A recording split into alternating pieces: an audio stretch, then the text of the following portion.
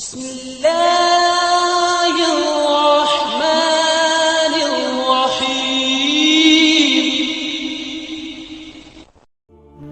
کیا تم جانتے نہیں کہ اللہ دیکھتا ہے؟ جو اللہ کے بہت قریب ہوتے ہیں وہ بد دعا نہیں دیتے، کیونکہ وہ جانتے ہیں اللہ سب کچھ دیکھ رہا ہے۔ لیکن اس کا یہ مطلب نہیں اللہ ان کے ساتھ ہوئے ظلم کو بھول جاتا ہے یا ان ظالموں کو پکڑتا نہیں ہے۔ پکڑ بھی ہوتی ہے اور سزا بھی ملتی ہے، بس اس انسان کے صبر کر لینے کی دیر ہوتی ہے جس کا دل دکھا ہوتا ہے۔ پھر اللہ کا انصاف شروع ہوتا ہے۔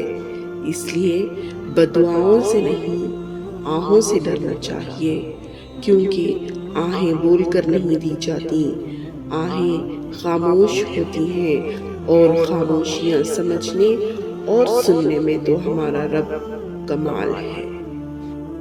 کچھ چیزوں کو آپ کبھی نہیں بدل سکتے، کچھ لوگوں کو آپ کبھی واپس نہیں لا سکتے، خاص کر کے ان کو جو اس دنیا سے چلے جاتے ہیں۔ اللہ ان کے لیے آپ کو بدل دیتا ہے، ان کے نہ ہونے پر آپ کو صبر دیتا ہے۔ ہاں، بہت وقت لگتا ہے ان سب میں، لیکن ہم بہادر ہو ہی جاتے ہیں۔ ہم سب کا آخری ٹھکانہ وہی ہے۔ آج نہیں تو کل ہم سب کو اپنی اس منزل کی طرف چلے جانا ہے۔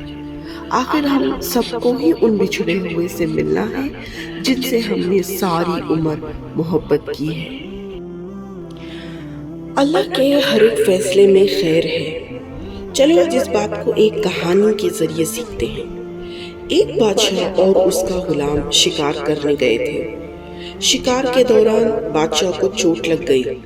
اس پر غلام نے کہا، اللہ کے ہر فیصلے میں خیر ہے۔ بادشاہ کو غصہ آیا کہ میری چوٹ اور تکلیف خیر نظر آ رہی ہے، اور اس نے اس غلام کو جیل میں بند کر دیا۔ اگلے دن جب بادشاہ شکار کرنے گیا تو کچھ لوگوں نے اسے اٹھا لیا اور اسے اپنا کھانا بنانا چاہتے تھے۔ بادشاہ کو جب وہ باندھ رہے تھے تو اس کی چوٹ پر نظر پڑی۔ اس پر ان لوگوں نے اسے چھوڑ دیا کہ ہم زخمی انسان نہیں کھاتے۔ بادشاہ نے واپس جا کر اپنے غلام کا شکریہ ادا کیا۔ اس نے پھر کہا کہ اللہ کے ہر فیصلے میں خیر ہے۔ اس پر بادشاہ نے کہا کہ میری چوٹ نے میری جان بچا لی، پر تمہارا جیل میں رہنا کیسے خیر ہو گیا؟ تو اس کے جواب میں غلام نے کہا، اگر آپ مجھے جیل میں بند نہ کرتے تو وہ لوگ آپ کی جگہ مجھے اپنا کھانا بنا لیتے۔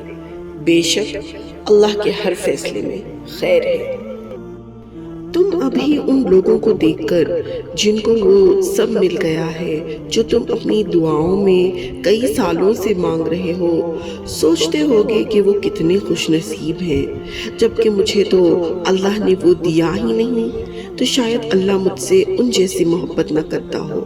حالانکہ اللہ ہم سب سے ایک جیسی محبت کرتا ہے۔ ابھی دعاؤں کو وقت ہے، اسی لیے اللہ نے ہمیں دعاؤں میں لگا رکھا ہے۔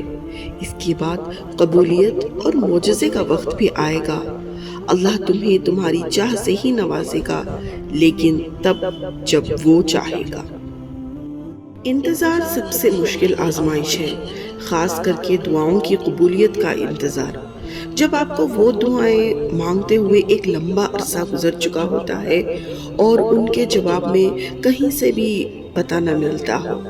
یہ دعائیں تو ہیں جن کے لیے اللہ نے اپنے معجزے بنائے، ورنہ عام دعائیں تو بن مانگے ہی مل جاتی ہیں آسانی سے۔ لیکن ایسی دعائیں جو ممکن نہیں لگتی، ان کے لیے کرشمے ہوتے ہیں، ان کے لیے کرامات ہوتی ہیں، ان کے لیے کن سے کام بنایا جاتا ہے۔ کبھی سوچا ہے جو اللہ نے بن مانگے عطا کیا ہے وہ واپس لے لیا تو کیا کرو گے؟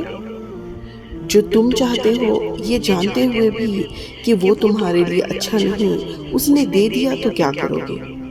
جس کو اپنے سے نیچا سمجھتے ہو وہ اللہ کی نظر میں تم سے بہتر ہوا تو کیا کرو گے؟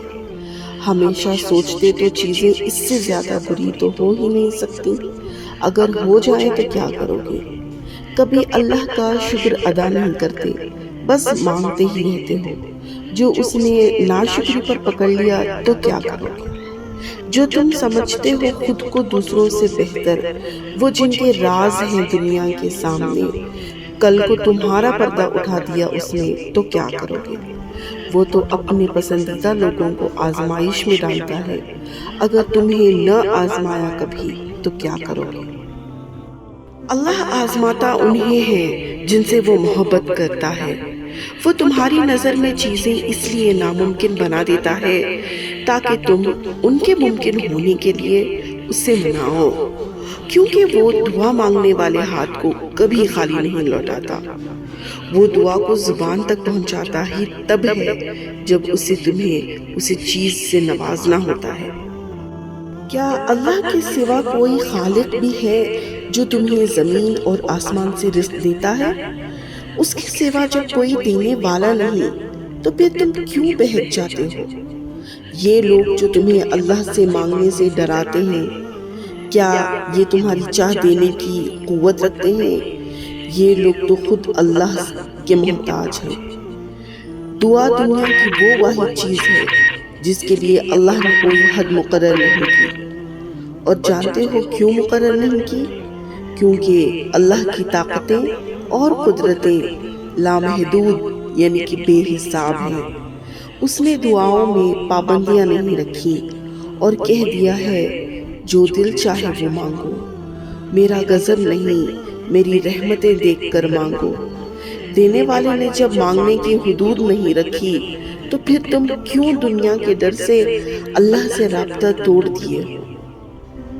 امید کرتی ہوں کہ آپ لوگوں کو آج میری یہ باتیں اچھی لگی ہوگی، اور اگر اچھی لگی ہو تو میری اس ویڈیو کو لائک، شیئر اور میرے چینل کو سبسکرائب ضرور کیجیے گا۔ ملتی ہوں ایک اور نئی ویڈیو کے ساتھ، تب تک کے لیے اللہ حافظ۔